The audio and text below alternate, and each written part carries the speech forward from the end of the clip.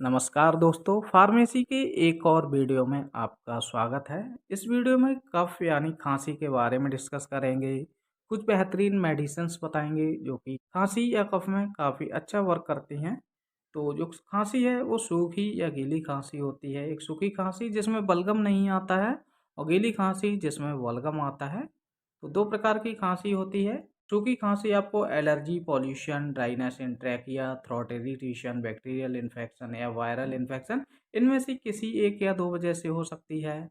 गीली खांसी जो कि बलगम वाली खांसी होती है, जो कोल्ड या फ्लू की वजह से हो सकती है, ब्रोंचाइटिस, निमोनिया, अस्थमा की वजह से हो सकती है, या बैक्टीरियल इन्फेक्शन या वायरल इन्फेक्शन, इनमें से किसी भी वजह से बलगम वाली खांसी हो सकती है। तो जो गीली खांसी है उसमें आपको डॉक्सीलैब मेडिसिन लेनी है। इस मेडिसिन में 2 सॉल्ट यूज़ किए गए हैं, डॉक्सीसाइक्लिन हाइड्रोक्लोराइड 100 mg, जो कि एक एंटीबायोटिक है जो आपकी अपर रेस्पिरेटरी ट्रैक्ट में इन्फेक्शन होता है उसको ट्रीट करता है।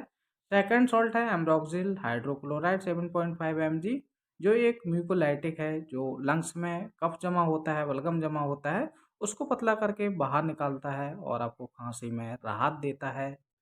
डॉक्सीलैब के साइड इफ़ेक्ट्स देखेंगे तो nausea, vomiting, diarrhoea, stomach pain या इंक्रीज सेंसिटिविटी टू लाइट, ये साइड इफ़ेक्ट्स हो सकते हैं। साइड इफ़ेक्ट्स रेयरली हैं, कॉमनली देखने को मिलते नहीं हैं। सेकेंड टैबलेट है लीक ऑफ, जो कि लीफोर्ड कंपनी द्वारा बनाई गई है। इसमें 3 सॉल्ट यूज़ किए गए हैं। डेक्स्ट्रोमेथोफाइन हाइड्रोक्लोराइड 10 mg इसमें डाला गया है, जो कि एक एंटी टिश्यू है जो मस्तिष्क में खांसी पैदा करने वाली जो एक्टिविटी है उसको कंट्रोल करता है और खांसी से राहत दिलाता है। सेकंड सॉल्ट है फिनाइलफ्रीन हाइड्रोक्लोराइड 5 mg, जो कि सामान्य सर्दी फ्लू में आपकी नाक नाक बंद हो जाती है या नाक में सूजन हो जाती है जिससे सांस लेना मुश्किल होता है। तो ये आपकी नाक की मांसपेशियों को सिकुड़ने में मदद करता है और सांस लेने में आसानी बनाता है।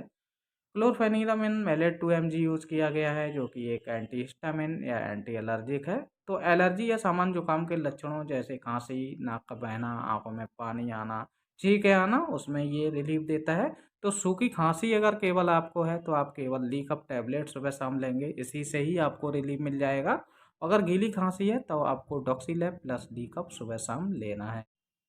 ली कप के साइड इफ़ेक्ट्स देखेंगे तो डिजीनेस साइड इफ़ेक्ट्स में आ जाता है, light headedness, drowsiness, nervousness, restlessness, nausea, vomiting, stomach pain, ये साइड इफ़ेक्ट्स रियली देखने को मिल सकते हैं। तो ये मेडिसिन किसको नहीं लेनी चाहिए ये भी जानना ज़रूरी है। अगर कोई लेडी प्रेग्नेंट है या ब्रेस्ट फीडिंग कराती है या कोई व्यक्ति जो किडनी, लीवर या हार्ट का पेशेंट है, अस्थमा का पेशेंट है और उसकी मेडिसिन्स ले रहा है, तो ऐसे लोगों को डॉक्टर की सलाह के बिना ये मेडिसिन नहीं लेनी चाहिए।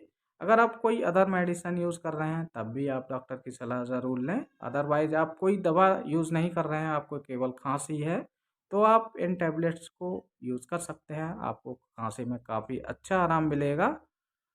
तो वीडियो केवल एजुकेशनल पर्पज़ के लिए था। आई होप ये वीडियो आपके लिए काफ़ी हेल्पफुल रहेगा।